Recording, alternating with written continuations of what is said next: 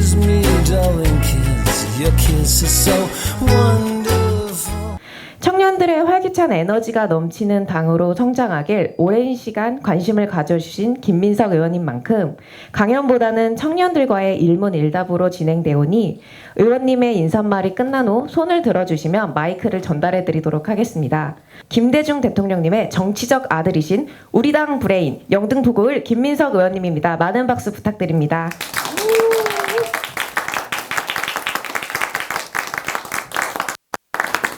진행에 앞서 참 의원님, 사람은 왼쪽 눈을 감고 오른쪽 볼을 찌르는 게 불가능한 거 알고 계신가요? 왼쪽 눈을 자기가 네. 왼쪽 눈을 감고 오른쪽 볼을 왜 못 찌르죠? 죄송합니다. 장난이었는데 민석 의원님의 애교 한번 보고 싶어서 저희가 좀 장난을 쳐봤습니다. 요즘 청년 당원들이 이런 걸 좀 좋아해서요. 네. 아이스 브레이킹 겸 한번 해봤습니다. 네. 자, 이제 바로 시작하겠습니다. 김민석 의원님, 우리 청년 당원들에게 인사 한 말씀 부탁드리겠습니다. 네, 반갑습니다. 이거 지금 마이크 잘 들리는 거죠? 네. 조금 전에 여기다가 누가 이걸 딱 갖다 놓으시길래 이거 뭐 여기도 도청 장치가 왔다 갔다 하나? 그 청년이 행사에 오랜만에 오니까 너무 좋습니다. 그리고 당원존이 설치된 이후에 당원존에서 또 이렇게 같이 뵈니까 더 좋은 것 같아요. 이 당원존도 그렇고 당사도 그렇고 아까 제가 들어올 때 말씀드렸지만은 제 지역구인 영등포에 있는 거 다 아시죠? 네. 반갑습니다. 아까 우리 사회 보시면서 청년위원회 멤버들 환영하시고 거기에 마음만인 청년인 분들도 환영한다 그랬는데 듣는 사람 입장에서는 그게 꼭 해피하진 않을 수도 있어요. 좀 슬플 수도 있어요.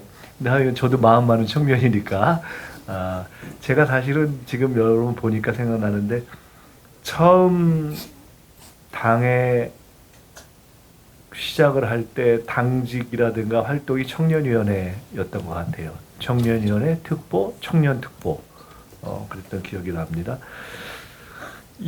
오늘 이렇게 세 분, 우리 김대중 전 대통령, 노무현 문재인 전 대통령 세 분은 원래 이 자리에 이렇게 딱 서 계신 거예요? 아니면 오늘 약간 좀 앞으로 조금 이렇게 당기신 거예요? 정치적 아들이셔서 제가 옆에다 좀 당기신 거예요?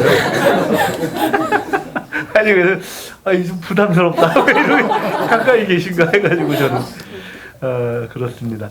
김대중 대통령 옆에 계시니까 생각이 나는 것이 제가 가끔 우리 당 청년들이나 또는 정치를 새로 시작하는 분들한테 필독도서를 소개하곤 하는데 필독도서를 한 10권 안짝으로 소개하는데 그 중에 하나 들어가는 게 이제 김대중 대통령의 옥중서신하고 대통령이 끝난 이후에 쓰신 회고록 2권짜리가 있어요. 근데 2권짜리는 옥중서신은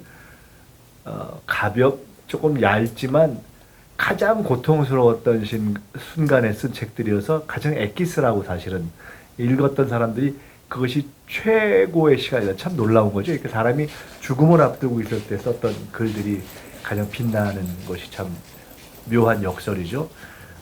그런 매력이 있고, 근데 대통령이 끝난 후에 쓰신 2권의 책이 앞부분은 좀 쭉 이렇게 그 과정을 다뤘고 뒷부분은 이제 대통령 된 이후의 경험을 다뤘는데 조금 너무 두꺼워서 좀 어렵긴 하지만은 그 2권의 책에는 80년의 정치 인생이 담겨 있는데 80년 정치 인생의 마지막을 한마디로 정리해낸 후기가 제가 기억에 한 20페이지 되나?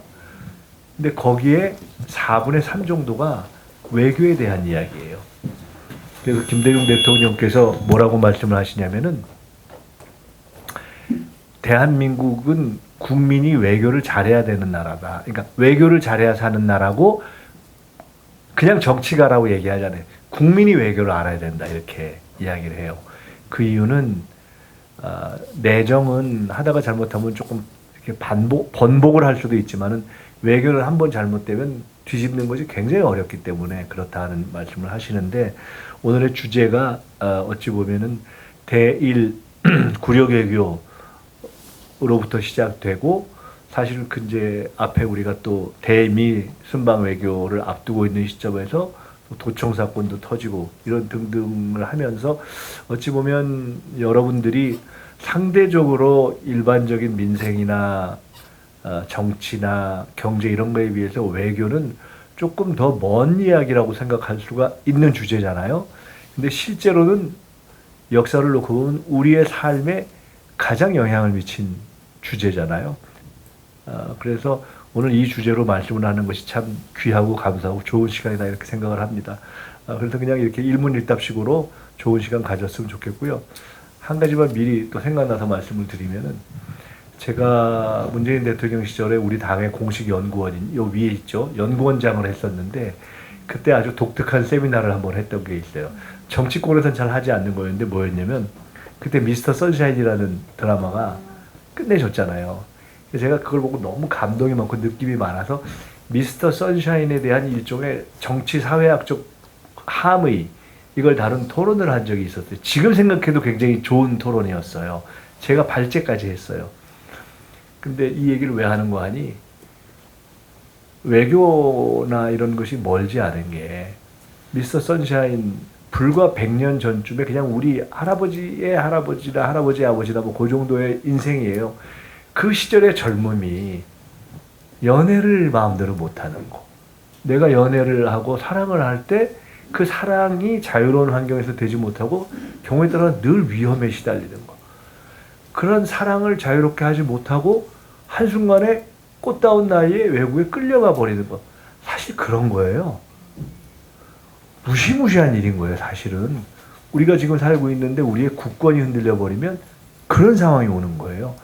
정말 이게 지나간 일처럼 보이지만 사실은 그렇지 않죠. 우크라이나 같은 데서 전쟁도 나고 있고 독도 같은 데가 언제 다시 긴장의 상태로 갈지 모르고 그때 우리가 힘이 딸리면 자존심은 엄청 상하는데 막상 할 일은 없게 되고 이러면 굉장히 고통스러운 상황이 오는 거잖아요. 그 시대에 다뤘던 그 젊음의 모습들이 그리 멀지 않은 시기에 바로 우리 할아버지 때가 겪었던 젊음의 모습이에요.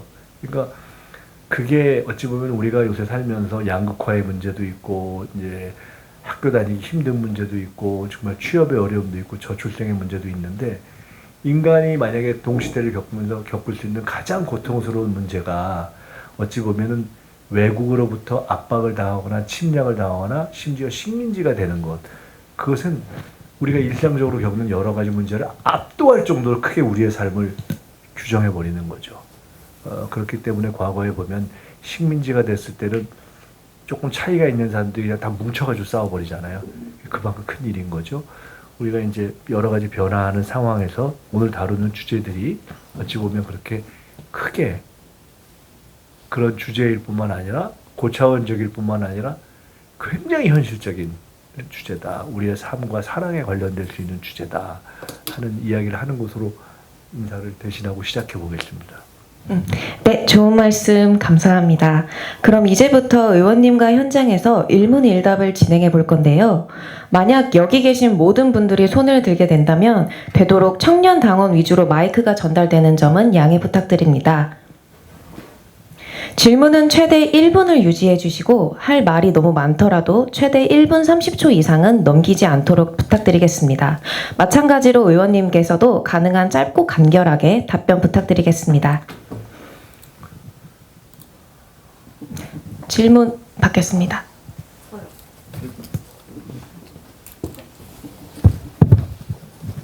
네, 안녕하세요. 의원님. 이렇게 주말에 시간을 긴급하게 요청드렸는데도 내주셔서 정말 감사합니다. 약간 청년들과 만난다는 것에 좀 메리트가 있었던 것 같아요.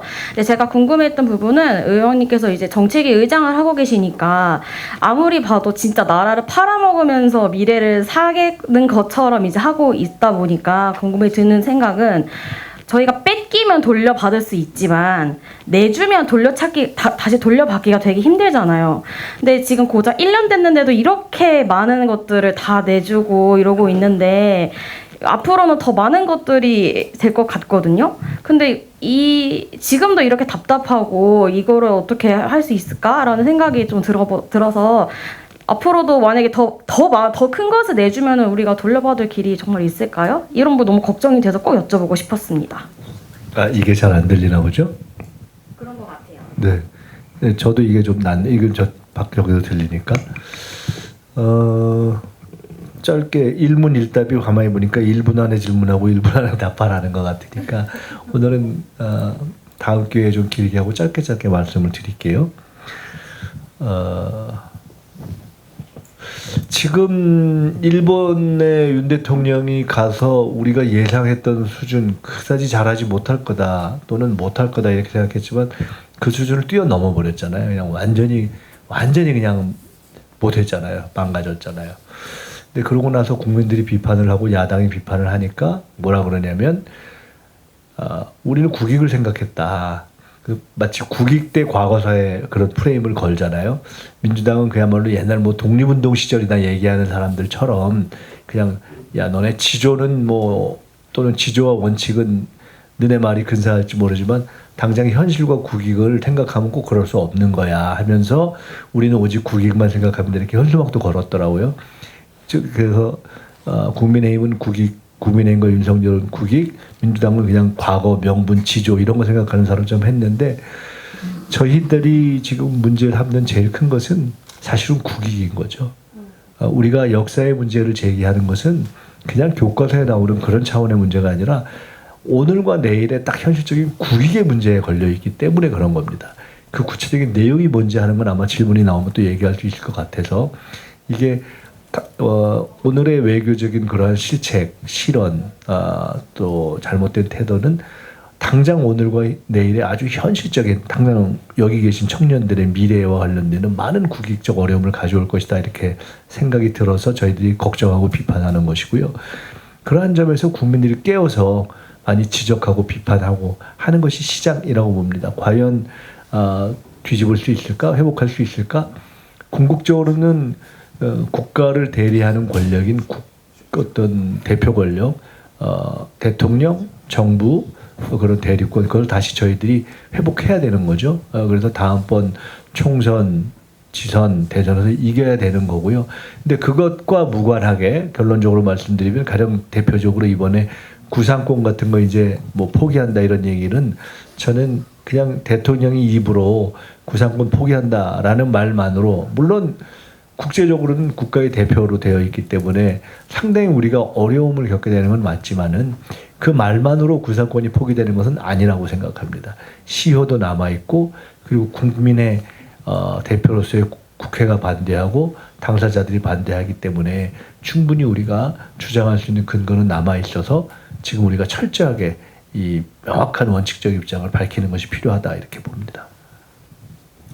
네, 다음 질문해 주실 청년 당원분 계실까요? 네.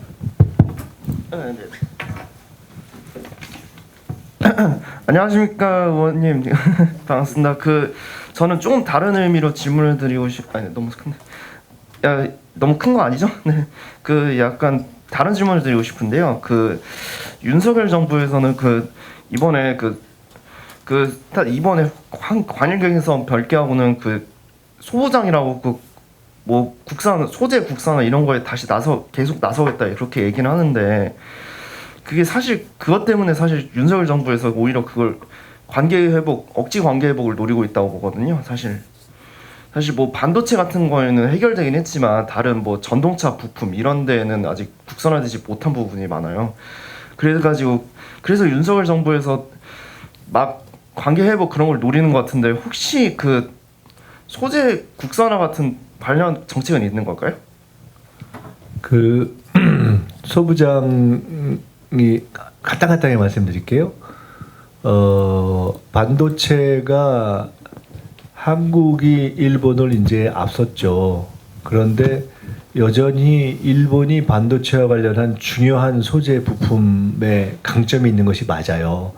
그리고 한국이 일본을 완전히 앞서버릴 것 같으니까 거기에 딱 한번 우리말로 딴지를 걸라고 사실은 몇 해 전에 그렇게 시비를 건 측면이 있죠. 화이트리스트 이런 것들을 다 막은 게. 그래서 우리가 굉장히 당황하고 어려움을 겪어서 문재인 정부 그때 저희가 소부장을 자체적으로 하려는 노력을 많이 해서 사실은 상당 정도 극복을 해가고 있는 상태고 지금 더 관계 개선을 안 한 상태에서도 우리는 상당히 그 부분을 회복해서 어떻게 됐냐면 우리의 자력으로 할 수 있는 것을 상당히 극복했고, 즉 수입선을 다변화했고, 그러니까 한국에 팔던 일본 회사들이 깝깝해진 면이 있는 거예요. 그런 면에서 보면은 이번에 이렇게 일본하고 관계가 어떤 의미에서는 그 역사적인 쟁점 문제를 윤석열 대통령이 저렇게 처리하면서 어쨌든 한일 간에 지금 소부장 어떤 걸림돌이 있었던 부분이 조금 더 기업들 간에 왔다 갔다 하는 거는 원활해질 수 있는 측면이 있어요. 근데 그거는 여전히 일본이 갖고 있는 소부장의 강점이 있기 때문에 우리나라의 대표적인 대기업인 삼성이라든가 이런 등등이 경제 활동을 하고 반도체를 생산하고 하는 데는 좋아진 면도 있어요. 그건 사실이에요. 그런데 이미 자력으로 그걸 극복하고 있던 측면에서는 더 완전히 자력으로 가는 데 있어서 또 한편으로는 조금 주춤하게 되는 면이 있는 것도 또 사실이에요. 그러니까 이게 무슨 말이냐면은 그런 것들을 종합적으로 보면서 사실은 판단과 대책을 해야 되는데 그런 것들을 그렇게 종합적으로 봤다고 보기는 좀 어렵지 않는가 이렇게 생각을 합니다. 그래서 원래대로라면 한일 간에 정치적 쟁점이 있어도 그걸 갖고 경제까지를 이렇게 흔들어 버리는 거는 어느 쪽이든 바람직하지 않죠. 그러니까 다른 문제가 있더라도 가장 바람직했던 모습은 한일 간에 무슨 반도체든가 다른 여러 가지 경제적인 교류나 어떤 이런 영역은 서로 손을 안 댔어야 돼요. 그냥 그러면 끝나는 문제예요. 근데 저쪽이 시비를 걸었던 거예요. 그래서 우리는 그걸 극복하기 위해서 노력을 했고 그러다 보니까 또 한편은 우리 산업이나 이런 것이 더 경쟁력이 세진 면도 있는 거예요. 근데 그거를 다시 돌리니까 한편으로는 우리도 좋아지지만 숨통이 쪼여졌던 일본 기업들도 살아나는 면이 있는 거예요. 그런 양면성이 있다. 그거는 그렇게 이해하시면 될 것 같아요. 네, 다음 질문 받겠습니다. 오늘 되게 샤이하신 청년 당원분들이 많이 오셨나요? 네, 그럼 의원님 지금은 없으니까 저희가 사실 사전에 미리 몇 가지 질문을 다 받았어요. 제가 좀 몇 개 읽어서 질문을 드리도록 하겠습니다.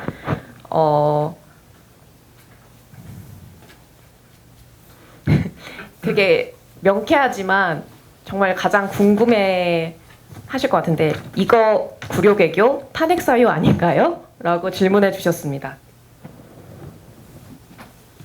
탄핵 사유 이렇게 봅니다. 탄핵 사유라는 것은 이제 법적으로 보면은 일단은 국정에 있어서 대통령이건 장관이건 이제 위법한 행위가 있을 때 이게 제일 직접적이잖아요.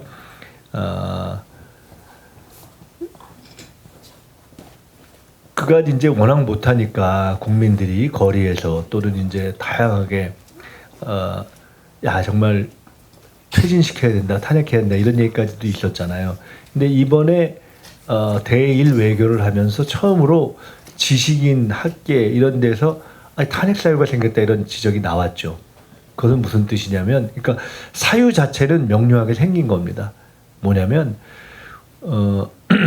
우리나라와 일본의 가장 큰 관점의 차이는 우리는 한일 합방의 무효라고 보고 저기는 유효라고 보고. 우리는 한일 합방이 무효인데 그 일제히 식민 지배와 어떤 강제적인 국권 침탈에 반대해서 싸운 3.1 운동과 그에 기초했던 임시정부의 법통이 현재까지 이어진다고 보는 것이고 일본은 아니라고 보는 것이고, 그리고 강제 동원이 불법이라고 보는 것이고 저기는 불법이 아니라고 보는 것이고, 대법원의 판결은 바로 그러한 불법에 입각했기 때문에 잘못되어서 배상해야 된다고 보는 것이고 일본은 아니라고 보는 것이고, 그렇게 된 거거든요. 그래서 대법원의 판결이 갖는 의미, 굉장히 큰 의미는 바로 그런 점을 명료하게 어떤 법으로 정리했던 건데, 아주 어려운 과정을 거쳐서 그렇게 갖는 건데 대통령이 가서 그냥 한 방에 톡 털어먹은 거잖아요. 그것이 뭐 꼭 그렇지 않아요 이렇게 해버린 거란 말이에요. 그렇기 때문에 우리의 헌법 정신, 이 헌법에는 전문이 있고 내용이 있잖아요. 근데 지금 예를 들어 임시정부 3.1 운동 이런 부분이 담겨 있는 것이 전문이지 않습니까? 근데 전문이 헌법이 아닌 게 아니거든요. 굉장히 중요한 헌법 정신의 기본 이렇게 담겨 있는 것이어서 그 점 자체를 훼손한 것이 한편으로는 헌법 정신이 담겨 있는 전문을 훼손한 면도 있고 또 한편으로는 삼권 분립을 훼손한 면이 있는 거예요. 그 양자의 면에서 명백하게 헌법과 법률을 위반했다라고 보는 탄핵 사유가 존재한다라는 얘기를 법조계에서 하기 시작한 것이고, 비교적 좀 보수적이 아닌가 이렇게 사람들이 보고 있는 대한변협의 이 국제부부를 맡고 있는 제가 성함이 기억이 안 나는데 그 변호사님께서 아예 TV에 나와서 딱 공식적으로 얘기를 하시더라고요. 그러니까 저도 그렇게 생각해요. 이러한 점에서는 탄핵 사유인데, 문제는 탄핵 사유가 생겼다고 해서 바로 탄핵 행위에 들어가거나 탄핵의 결론이 나는 것은 아니잖아요. 그 문제 이제 조금 더 별개의 문제고 여러 가지가 이제 우리가 또 논의할 점들이 있는데, 지금 말씀하신 사유라는 점에서는 명백한 탄핵 사유의 하나가 그냥 야 정치 잘못한다라는 걸 뛰어넘어서 헌법 정신의 훼손과 삼권 분립의 훼손이라는 점에서 탄핵 사유가 드디어 딱 법적인 측면에서 발생한 거라고 볼 수 있죠. 네, 감사합니다. 질문 더 있으실까요, 혹시? 네. 예, 안녕하십니까. 질문 간단하게 하나 드리겠습니다. 아시다시피 일본의 의도는 지금 전쟁할 수 있는 국가를 만드는 것이 그들의 목적이고, 미국이 바라는 것도 이 지금 미중 분쟁과 관련해 가지고 일본과 한국이 자기들을 돕기를 바라는 것이지 않습니까? 그렇기 때문에 이제 역사 문제는 뒤로 하고 이제 사회가 좋아져라 이렇게 지금 미국이 강요하고 있고, 지금 이게 약간 굴종외교랑도 관련이 있지만 좀 떨어진 주제라서 제가 질문 좀 늦게 했는데, 지금 같은 분위기라면은 멀리 보면 27년, 30년에 이제 양안 분쟁이 이제 발생하고 미중 전쟁이 발생할 거라는 주장이 있는데, 현재 이제 정부 스탠스로 보면은 미국에서도 틀림없이 우리한테 이제 참전을 요구를 할 것이고, 우리도 지금 받아들일 것 같습니다. 지금 분위기만 봐서는. 이에 관해서 이제 우리 민주당에서는 어떻게 대응을 하실, 물론 지금은 아직 군 분쟁이 구체화되지 않았으니까 아직 하고 계시진 않을 수도 있지만은 어떻게 하실 생각이신지, 혹시 이런 문제가 발생하면 어떻게 하는지에 대해서 좀 설명해 주시면 감사하겠습니다. 간단하게 그냥 서너 가지 포인트만 말씀드릴게요. 실제로 미중 신냉전이라고 표현하는 분들도 있고, 미중 신진영 또는 총체적인 진영 갈등이라기보다는 미중 신경제냉전 이렇게 여러 가지 표현하잖아요. 그러면서 제일 우려하는 경우가 이제 보통 화약고라고 하는 게 중동이었다가 이제 우크라이나에서 터진 거고, 그 다음을 대만으로 많이 보는 거 아닙니까? 그래서 2025년을 대만 내 선거 이런 것들 겸사겸사 하기 때문에 25년에 전쟁이 날 가능성이 있다 하는 얘기를 미국의 전 장성이 이야기하고, 또 당장 이번에 이제 대만의 차이 잉원 저기가 미국에 가니까 중국이 대만을 쫙 이렇게 압박하는 그러한 해상 전술을 구사하고, 그러니까 미국이 너무 오버하지 마라 이렇게 그런 긴장이 있고 하죠. 그러니까 한편으로는 그런 긴장이 우리가 전쟁이라는 거는 하다 나는 거니까 그럴 가능성이 생기는 것이 구조적으로 높아진 것이 사실이에요. 또 한편으로는 그걸 인지하기 때문에 또 그걸 억제하는 힘도 생기는 거죠. 그러니까 꼭 날 거다 아니다라고 얘기할 수는 없지만 그런 긴장이 발생하는 거고 구조적으로 존재하는 것은 명백하다, 첫째. 그리고 과거와 달리 사라진 걸로 생각했던 미일, 그 다음에 이제 북중러, 이걸 이제 한국까지 끼려고 하는 이런 방식으로 가는 것이 사실인 것이 하나가 있고요. 근데 이제 지금 말씀하신 것은 아마 참전이라는 것이 대만에서 그런 중국과 미국 간의 갈등이 있을 때 아마 끼지 않겠느냐 이렇게 말씀하셨는데, 결론적으로는 그런 상황이 나오면 안 되고 또 그런 상황이 났을 때 껴서 안 되고, 그 근거로서는 하나는 한미동맹 자체가 그런 범위에까지 우리가 동의가 돼서 되어 있는 동맹도 아니고, 또 하나는 우리도 원칙적으로는 하나의 중국 원칙을 가지고 있고 미국도 사실은 하나의 중국 원칙을 가지고 있는 거예요. 다만 미국과 대만 간의 방위 협정으로 해서 미국의 어떤 이익이라는 내심이라는 면에서는 하나의 중국이라는 건 인정. 그렇지만 그것이 사실상 빨리 하나의 중국으로 통일되는 것은 미뤄졌으면 좋겠다. 그리고 만약 그것을 중국이 밀고 내려오거나 힘으로 하려고 그러면 우리는 방위협정으로 막는다. 대략 이런 세계가 있는 거고, 중국도 하나의 중국 원칙이 무너지는 건 절대로 용납 못한다.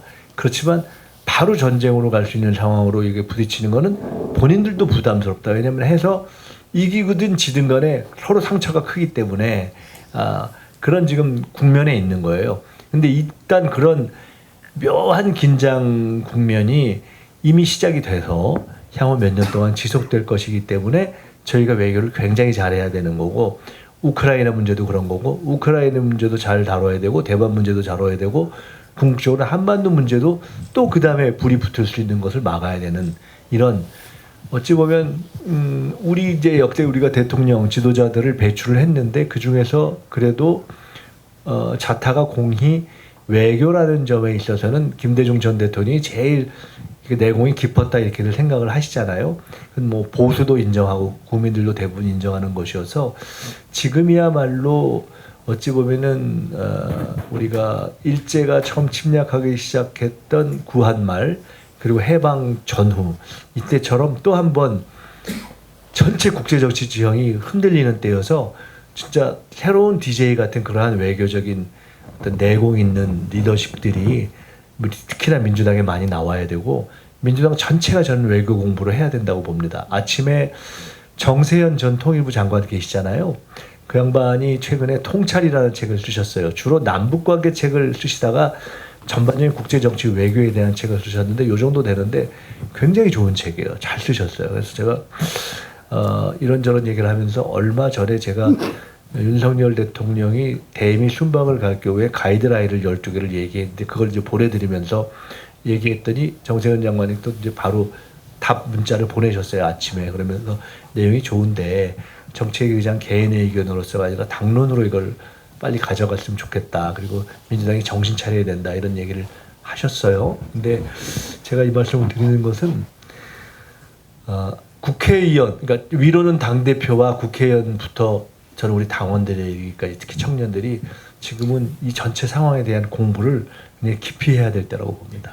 저는 아까 처음에 들어와서 얘기를 들으면서 무슨 생각이 들었냐면은 제가 지금 청년위원회가 어떻게 하는지는 모르지만은 혹시 청년위원회에서 그런 프로그램이 있다면은 제 개인이든 아니면 뭐 정책위원회와 함께든 일반적으로 우리가 정치학교 이런 것도 하는데 그 중에서도 지금은 가장 외교 관련한 거 이런 부분은 어떤 형태로 뭐 같이 함께 공부할 수 있는 그런 프로그램을 한번 만들어 볼까 하는 그런 생각도 들었습니다. 한번 그거는 나중에 상의를 하시자고요.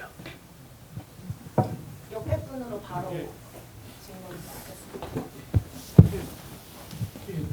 저도 한번 질문 드리고 싶은데요. 저도 이거는 불정외교랑 조금 거리가 멀긴 한데 일본의 의도가 지금은 한국과의 과거사 문제보다는 좀 더 경제라는 관점에서 오히려 한국보다는 동남아 쪽에 집중하는 외교를 할 것 같은 분위기인데 사실 우리나라도 동남아 쪽에 대한 어떻게 보면 동남아 쪽에 대한 외교를 어떻게 강화해야 되지 않나 싶은데 우리 당에서는 어떤 생각인지 궁금합니다. 저는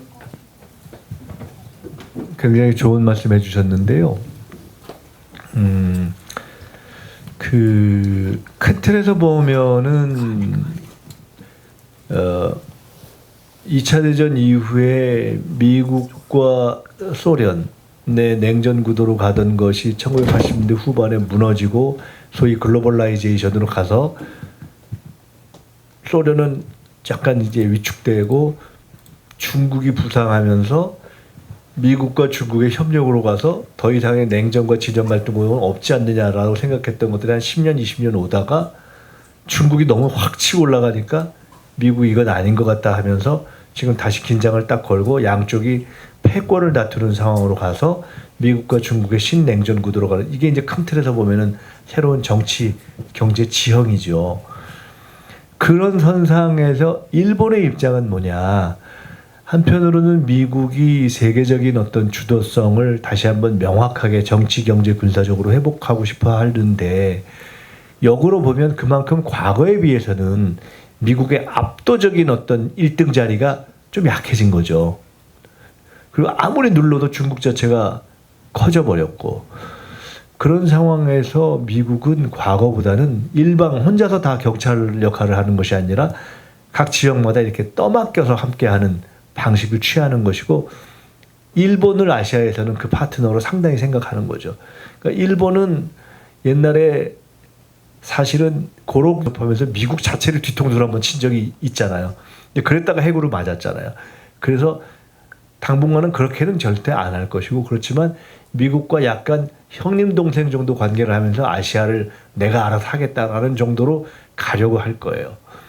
그러니까 정치적으로, 경제적으로, 군사적으로 그렇게 하고, 우리와는 어쩔 수 없는 어떤 역사적 또는 거리적 그런 숙명적 긴장 관계가 있는데, 상대적으로 다른 아시아 나라들에 대해서는 훨씬 더 호감을 많이 얻으려고 노력을 하죠. 그 이제 아까 말씀하신 그런 거예요. 우리는 어떻게 해야 되느냐? 꼭 일본과의 관계를 생각해서가 아니라 대한민국이라는 나라가 전체적으로 변하는 세계 질서에서의 경제를 생각하고 정치를 생각하고 안보를 생각하면은 아주 말을 잘 놔야 돼요. 그러니까 예를 들어 저는 개인적으로 우리가 아주 친하게 지내야 되는 대표적인 국가들이 있다고 봅니다.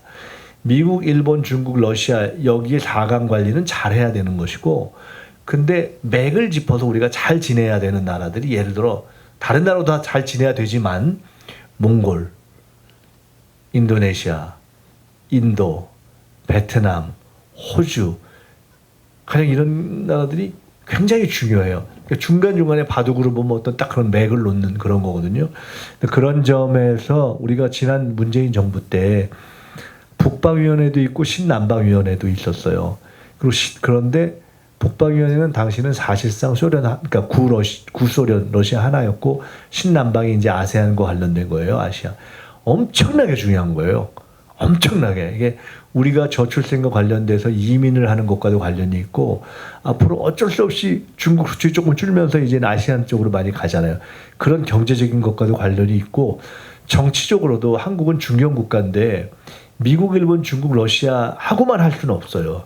어느 정도 되는 나라들하고 손을 잡고서 적절하게 균형을 잡아가야 되는데, 그때 중요한 나라들이 바로 그 신남방에 해당되는 나라들이에요. 그래서 그런 것을 제가 전에 이런 얘기를 했어요.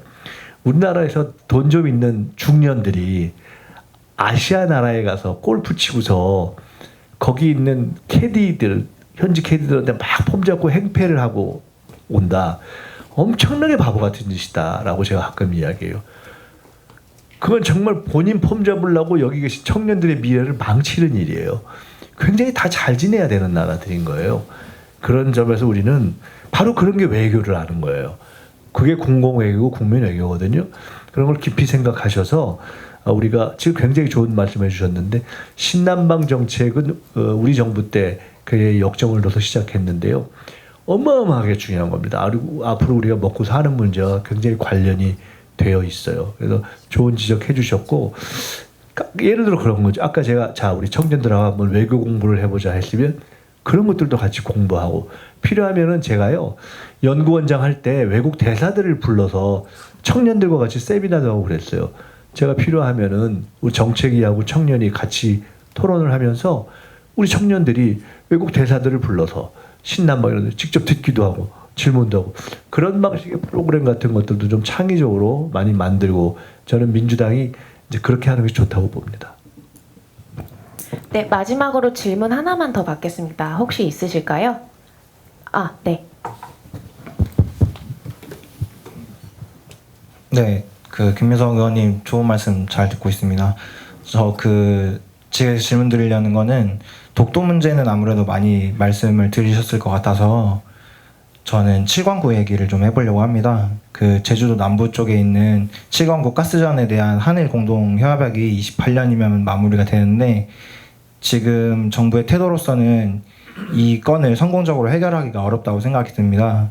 민주당에서는 어떻게 준비하고 또 외교적으로 해결책을 마련하고 있을지에 대해서 질문드리겠습니다. 굉장히 중요한 지적을 해주셨는데요. 사실 제가 알기로는 현재까지는 당 차원에서 그 문제를 본격적으로 제기하거나 그러지는 않았던 것으로 알고 있어요.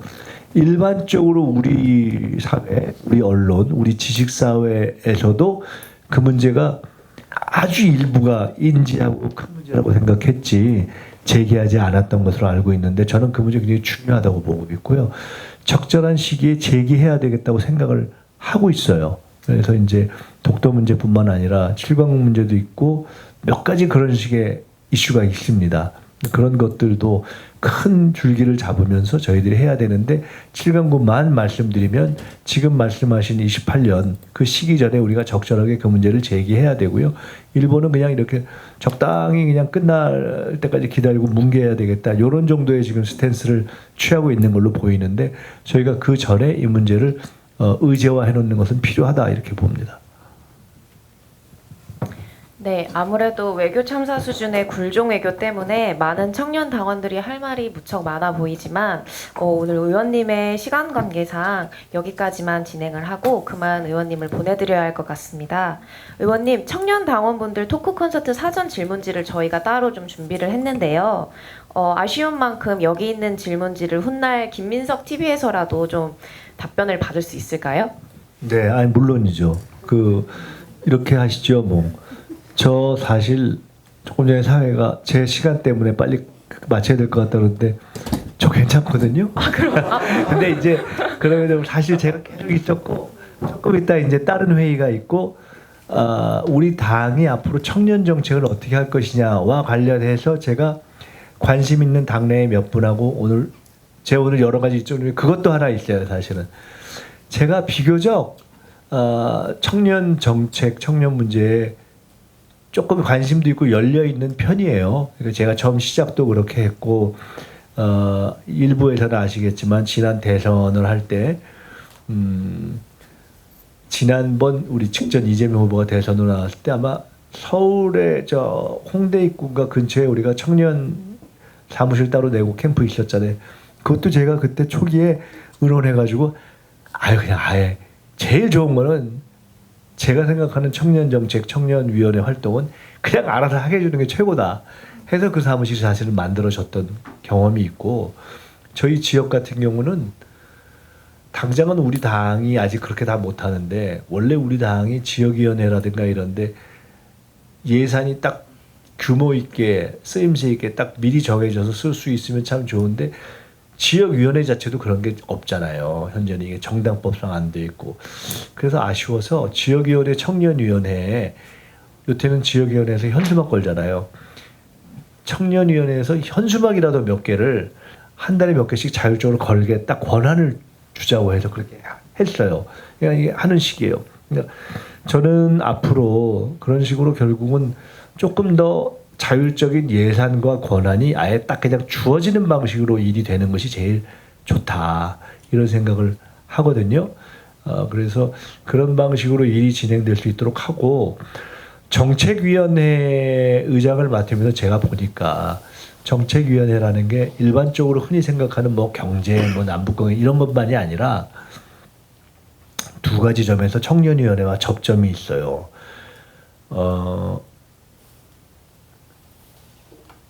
당원 청원이라든가 뭐 이런 등등등등의 이슈를 다룰 수 있더라고요. 그래서 제가 지금 생각을 해보고 있는데 청년들이 주종인 당원들과 또는 일반 국민들이 우리 정책을 결정하는데 어떻게 참여하게 할 것인가 그 틀을 좀 만들어야 되겠다는 생각을 하고 있어요. 제가 2002년도에 지금 여러분이 우리 당에 하고 있는 5대5 국민경선을 2002년도에 그걸 만들 때 제가 간사로서 그걸 만들었거든요. 이번에 정책위 의장이 되면서는 그런 정책 자체에 우리 당원들과 국민들이 직접 참여할 수 있는 직접 민주주의적 요소를 반영하는 것을 제 역할의 하나로 미션의 하나로 삼아야 되겠다 생각하고 있기 때문에 그 접점이 하나가 있고요.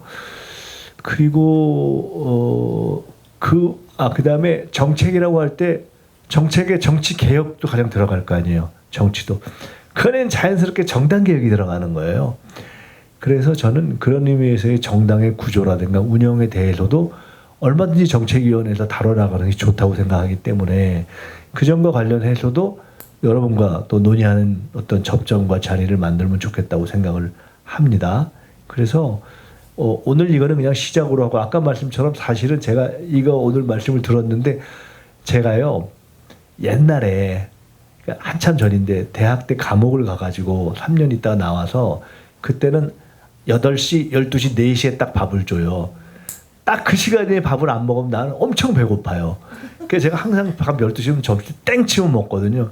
그래서 점심시간 껴서 무슨 일정이 오면은 어지간하면 저는 그거 안 해요. 근데 오늘 12시 반에 일정이 와서 잠깐 고민하다가 그래 하자 이렇게 했는데 그 이유는 청년위원회 행사이기 때문에 제가 온 거예요. 그래서 앞으로도 조금 더 여유 있게 만나는 건 저는 언제든지 환영이고 아까도 말씀드렸지만은 당장 제가 이제 말씀드리면서 자 외교 공부 같이 해보자. 전체적인 정책 한번 같이 의논해보자. 특히 정치개혁, 정당에 관련한 것도 같이 의논할 수 있다. 그런 것을 제가 일방적으로 말씀드리는 것이 아니라 저는 이렇게 그냥 같이 의논해서 뭐 만들어내고 하는 걸 좋아하니까 여러분도 고민해 보세요. 저도 고민해 볼 테니까. 그렇게 해서 어떤 것은 과거에 대한 공부든 또는 현실에 대한 개선이든 또 개혁이든 디자인이든 같이 해나갈 수 있도록 저도 고민하고 함께 고민을 하자 하는 말씀을 드리고 이런 방식의 일들을 만들어 나가는 것으로 그렇게 하죠. 뭐 오늘은 이렇게 여기서 맞추고 가는 것이 아쉬움이 있지만은 오늘 그것을 하나의 시작이라고 생각하십시다 하는 말씀으로 마무리를 하겠습니다. 네. 의원님, 저 이건 개인적인 부탁인데 지금 오늘은 청년 당원분들이 많이 모여주셨는데 지금 온라인에선 한 1,500명 정도의 당원분들이 시청하고 계세요. 그래서 의원님들에 대한 기대나 이런 것들이 지금 많이 크신데 대선 이후로 많이 마음이 상하셨을 우리 당원분들을 위해 따뜻한 말 한마디 짧게라도 좀 부탁드리겠습니다. 힘내세요. 힘내시고 이게 요새 힘 빠지는 일이 많잖아요, 솔직히. 근데 저도 사실은 많이 이렇게 막 어려움을 겪어본 편이잖아요. 근데 힘들 때 힘내는 유일한 방법은 힘내는 겁니다. 그리고 우리가 어려움이 있고 또 우리가 100% 잘하기만 하는 건 아니죠. 어떻게 인생이 그래요. 사람도 그렇지 못하고 정당도 그래요. 그렇지만 큰 틀에서는 우리가 올바른 방향으로 왔고 고쳐가면서 앞으로도 그렇게 갈 것입니다. 그리고 결국은 우리가 이길 겁니다. 저는 다음 총선을 뭐 어떤 분들은 막 거창하게 얘기하는데 최소한 한 석 이상 우리가 이긴다. 제가 이렇게 농반 진반 얘기를 합니다. 그리고 그렇게 하려는 마음으로 가는 것이 좋다. 우리가 그 한 석 이상 이기자는 뜻은 한 석 이상만 이기자는 뜻은 아니지만 그렇게 할 수 있다는 자신감을 가지고 한 석 이상 이기면 지금도 다수당, 그 다음에도 다수당이에요. 그리고 지금도 흔들리는데 총선까지 다 끝나고도 저쪽이 다수당이 못되고 우리 다수당이면 저쪽은 진짜 힘이 빠지는 거야. 그럼 우리는 총선 이기고 지방선거 이기고 대선에서 다시 정권 재창출을 하는 것이고 그냥 정권을 잡자. 이제는 그런 정치를 넘어서야죠. 왜냐하면 이미 우리가 3번 집권을 해봤잖아요. 근데 아마 우리 모두의 경험은 집권을 하는 것만 중요한 게 아니라 잘해야 되잖아요. 그게 우리 스스로에 대한 어떤 책임감이잖아요. 정치에 대한. 그래서 이 고통의 시기를 잘 집권하기 위한 우리의 준비로 하자. 이런 말씀을 드리고 싶고요. 그래서 지금부터 잘해서 이길 수 있고 저는 이길 거라고 확신을 해요. 그러니까 이길 거라고 확신하니까 같이 확신하면서 제가 그 대신 함정이라고 말씀드린 이유는 절대 오버하지 말자고.